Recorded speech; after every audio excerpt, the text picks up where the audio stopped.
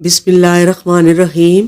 حضرت سیدنا ابو محمد سلیمان الاحمش کوفی تابعی علیہ رحمۃ اللہ القوی فرماتے ہیں، میں حج بیت اللہ کے لیے حاضر ہوا۔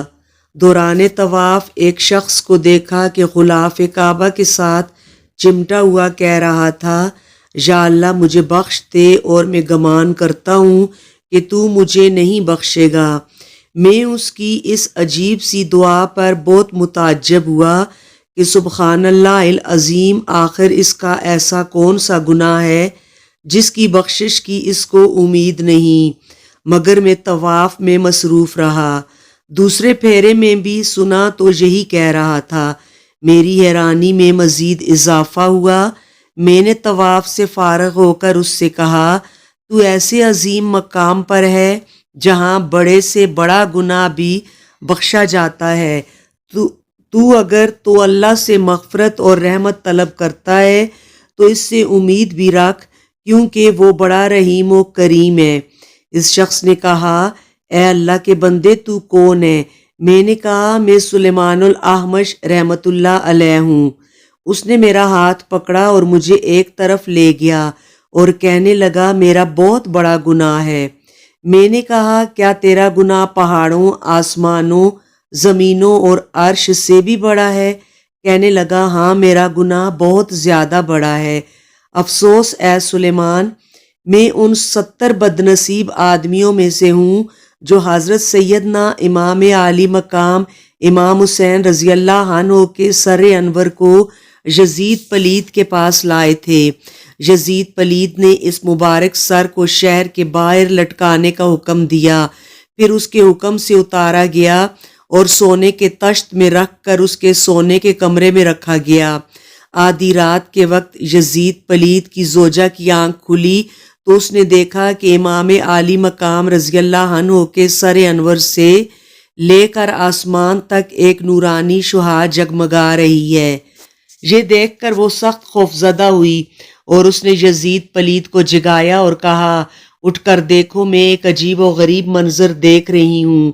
یزید نے اس روشنی کو دیکھا اور خاموش رہنے کے لیے کہا۔ جب صبح ہوئی تو اس نے سر مبارک نکلوا کر ایک عمدہ قسم کے سبز کپڑے کے خیمے میں رکھوا دیا اور اس کی نگرانی کے لیے 70 آدمی مقرر کر دیے۔ میں بھی ان میں شامل تھا۔ پھر ہمیں حکم ہوا، جاؤ کھانا کھا آؤ۔ جب سورج غروب ہو گیا اور کافی رات گزر گئی تو ہم سو گئے۔ یکایک میری آنکھ کھل گئی۔ کیا دیکھتا ہوں کہ آسمان پر ایک بڑا بادل چھایا ہوا ہے اور اس میں سے گڑ گڑاہٹ اور پروں کی پھڑپھڑاہٹ کی سی آواز آ رہی ہے۔ پھر وہ بادل قریب ہوتا گیا، یہاں تک کہ زمین سے مل گیا اور اس میں سے ایک مرد نمودار ہوا جس پر جنت کے 2 حلے تھے اور اس کے ہاتھ میں ایک فرش اور 2 کرسیاں تھیں۔ اس نے وہ فرش بچھایا اور اس پر کرسیاں رکھ دیں اور پکارنے لگا، اے ابو البشر، اے آدم علی نبینا وعلیہ الصلاۃ والسلام، تشریف لائیے۔ ایک نہایت حسین و جمیل بزرگ تشریف لائے اور سر مبارک کے پاس کھڑے ہو کر فرمایا، سلام ہو تجھ پر اے اللہ کے ولی، سلام ہو تجھ پر اے بقیت الصالحین، زندہ رہے تم شہید ہو کر، قتل ہوئے تم ترید یعنی خلف ہو کر، پیاسے رہے حتیٰ کہ اللہ عز و جل نے تمہیں ہم سے ملا دیا۔ اللہ عز و جل تم پر رحم فرمائے اور تمہارے قاتل کے لیے بخشش نہیں، تمہارے قاتل کے لیے کل قیامت کے دن دوزخ کا بہت برا ٹھکانہ ہے۔ یہ فرما کر وہ وہاں سے ہٹے اور ان کرسیوں میں سے ایک کرسی پر تشریف فرما ہو گئے۔ پھر تھوڑی دیر کے بعد ایک اور بادل آیا، وہ بھی اسی طرح زمین سے مل گیا اور میں نے سنا کہ ایک منادی نے ندا کی، اے نبی اللہ، اے نو علی نبینا وعلیہ الصلاۃ والسلام، تشریف لائیے۔ ناگاہ ایک صاحب وجاہت زردی مائل چہرہ والے بزرگ 2 جنتی حلے پہنے ہوئے تشریف لائے اور انہوں نے بھی وہی الفاظ ارشاد فرمائے اور ایک کرسی پر بیٹھ گئے۔ پھر ایک اور بڑا بادل آیا اور اس میں سے حضرت سیدنا ابراہیم خلیل اللہ علی نبینا وعلیہ الصلاۃ والسلام نمودار ہوئے۔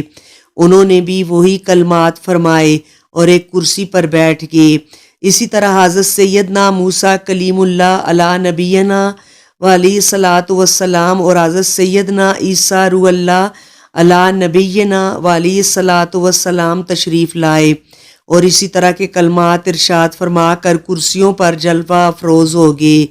پھر ایک بہت ہی بڑا بادل آیا، اس میں سے حضرت سیدنا و مولانا محمد مدنی صلی اللہ علیہ وآلہ وسلم اور حضرت بی بی فاطمہ اور حضرت سیدنا حسن مجتبیٰ رضی اللہ تعالی عنہما اور ملائکہ نمودار ہوئے۔ پہلے مدینے کے سلطان رحمت عالمیان صلی اللہ علیہ وآلہ وسلم سر انور کے پاس تشریف لے گئے اور سر مبارک کو سینے سے لگایا اور بہت روئے۔ پھر حضرت بی بی فاطمہ رضی اللہ عنہا کو دیا، انہوں نے بھی سینے سے لگایا اور بہت روئیں۔ پھر حضرت سیدنا آدم علیہ الصلاۃ والسلام نے نبی رحمت، شفیع امت، شہنشاہ نبوت، تاجدار رسالت صلی اللہ علیہ وسلم کے پاس آ کر یوں تعزیت کی: سلام و پاکیزہ فطرت و خصلت والے پاک فرزند پر اللہ آپ کو بہت زیادہ ثواب عطا فرمائے اور آپ صلی اللہ علیہ وسلم کے شہزادہ گرامی حسین کے اس امتحان میں احسن یعنی بہترین صبر دے۔ اسی طرح حضرت سیدنا نوح نجی اللہ علیہ نبینا وعلیہ الصلاۃ والسلام، حضرت سیدنا ابراہیم خلیل اللہ علیہ نبینا وعلیہ الصلاۃ والسلام، حضرت سیدنا موسیٰ کلیم اللہ علیہ نبینا وعلیہ الصلاۃ والسلام، حضرت سیدنا عیسیٰ روح اللہ علیہ نبینا وعلیہ الصلاۃ والسلام نے بھی تعزیت فرمائی۔ پھر سرکار شہنشاہ ابرار صلی اللہ علیہ وسلم نے چند کلمات ارشاد فرمائے۔ پھر ایک فرشتے نے سرکار مدینہ صلی اللہ علیہ وآلہ وسلم کے قریب آ کر عرض کی: اے ابو القاسم صلی اللہ علیہ وسلم، اس واقعے سے ہمارے دل پاش پاش ہو گئے ہیں۔ میں آسمان دنیا کا موکل ہوں، اللہ تعالیٰ نے مجھے آپ صلی اللہ علیہ وآلہ وسلم کی اطاعت کا حکم دیا ہے۔ اگر آپ صلی اللہ علیہ وآلہ وسلم تو میں ان لوگوں پر آسمان ڈھا دوں اور ان کو تباہ کر دوں۔ پھر ایک اور فرشتے نے آ کر عرض کی: اے ابو القاسم صلی اللہ علیہ وسلم، میں دریاؤں پر موکل ہوں، اللہ تعالیٰ نے مجھے آپ صلی اللہ علیہ وسلم کی اطاعت کا حکم دیا ہے۔ اگر آپ صلی اللہ علیہ وسلم حکم فرمائیں تو میں ان پر طوفان برپا کر کے ان کو تہس نہس کر دوں۔ سرکار مدینہ صلی اللہ علیہ وسلم نے فرمایا: اے فرشتوں، ایسا کرنے سے باز رہو۔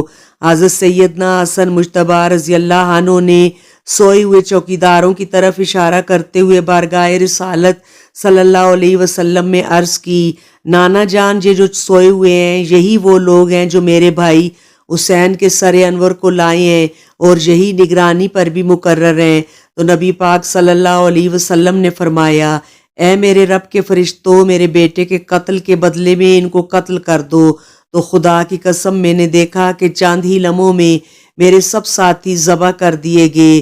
پھر ایک فرشتہ مجھے ذبح کرنے کے لیے بڑھا تو میں پکارا: اے ابو القاسم صلی اللہ علیہ وسلم، مجھے بچائیے اور مجھ پر رحم فرمائیے، اللہ آپ پر رحم فرمائے۔ تو آپ صلی اللہ علیہ وسلم نے فرشتہ سے فرمایا: اسے رہنے دو۔ پھر آپ صلی اللہ علیہ وآلہ وسلم نے میرے قریب آ کر فرمایا: تو ان 70 آدمیوں کی؟ کہ جی ہاں۔ بس آپ صلی اللہ علیہ وسلم نے اپنا ہاتھ مبارک میرے کندھے میں ڈال کر مجھے منہ کے بل گرا دیا اور فرمایا: اللہ تجھ پر رحم نہ فرمائے اور نہ تجھے بخشے، اللہ عز و جل تیری ہڈیوں کو نار دوزخ میں جلائے۔ تجھے وجہ ہے کہ میں اللہ عز و جل کی رحمت سے نا امید ہوں۔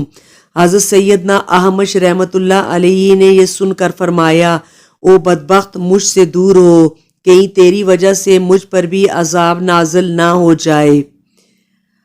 حضرت مولانا الحاج الحافظ محمد شفیع اوکاڑوی علیہ رحمت اللہ القوی اپنی تالیف شام کربلا میں تحریر فرماتے ہیں: سر انور کے متعلق مختلف روایات ہیں اور مختلف مقامات پر مشاہد بنے ہوئے ہیں، تو یہ بھی ہو سکتا ہے کہ ان روایات اور مشاہد کا تعلق چند سروں سے ہو، کیونکہ یزید کے پاس تمام شہدائے اہل بیت علیہم رضوان کے سر بھیجے گئے تھے، تو کوئی سر کہیں اور کوئی کہیں دفن ہوا ہو، اور نسبت حسن عقیدت کی بنا پر یا کسی اور وجہ سے صرف حضرت امام حسین رضی اللہ تعالیٰ عنہ کی طرف کر دی گئی ہو۔